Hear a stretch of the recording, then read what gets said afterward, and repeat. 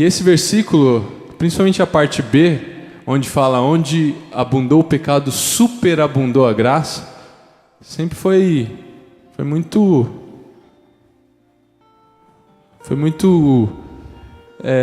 me chamou a atenção. Nossa, onde tem pecado, então tem mais graça. Queridos, o pecado é algo que é gostosinho, né?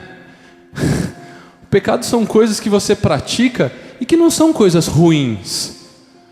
Na maioria das vezes o pecado está ligado a alguma coisinha que te dá um certo prazer. Amém? De qualquer forma o pecado vai te trazer alguma coisa.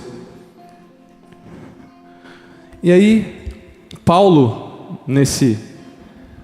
escrevendo esse livro, ele fala isso, onde abundou o pecado, superabundou a graça. E aí depois ele mesmo fala assim: mas peraí, então para eu experimentar a graça eu tenho que pecar bastante? Não, de maneira nenhuma. Como eu disse para vocês, o pecado é algo que te dá um certo prazer.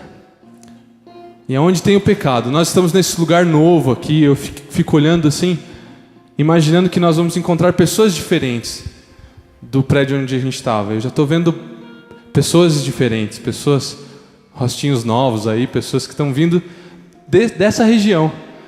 E nós vamos começar a nos conhecer mais. E eu acho que isso é muito importante, porque essa região é uma região onde Deus tem separado um tempo para vivermos juntos. E o tempo que Deus tem trazido para nós, através dos nossos pastores, é um tempo de graça.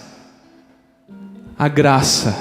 Então, quem que pode me dizer o que é graça? Os mais antigos aí. Graça é um favor imerecido. Então eu queria chamar a atenção para vocês para duas coisas dentro de Romanos 5:20. O pecado e a graça. Como eu disse para vocês, o pecado é algo que é um pouquinho prazeroso, né? Tem algumas coisas do pecado que te dá um prazer, nem que seja momentâneo. Mas agora eu queria só falar um pouco da graça, rapidinho. A graça é algo que vai além desse prazerzinho. É algo que vai te envolver. Como Paulo falou, então para eu sentir a graça eu preciso pecar? Quando você sente a graça, você não tem vontade de pecar. Sabe por quê? Porque a graça é algo que você não merece, que é um favor imerecido, é algo que te constrange. Essa é a graça.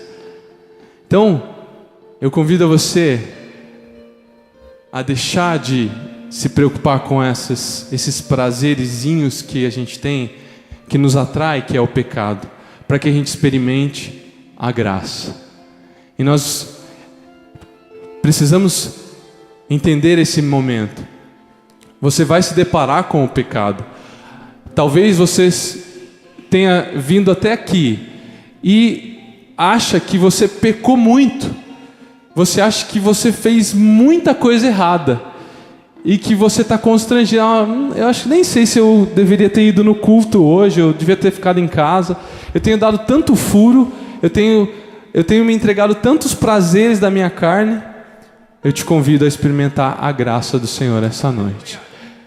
A graça pode ter sido, o pecado pode ter sido um constante na sua vida, mas esse é o tempo que a graça vai superabundar. Você vai sentir algo que o maior pecado que você cometeu não vai te dar a melhor sensação do que a graça, porque a graça é algo sobrenatural e o pecado é algo natural, queridos. Amém? Deixa o Espírito Santo trazer na sua mente, trazer a sensação de graça, e você vai ver que a graça é algo que te constrange. E aí o pecado vai ser algo que você vai deixar, porque a graça é algo que você vai sentir, e você não vai querer parar de sentir. Amém?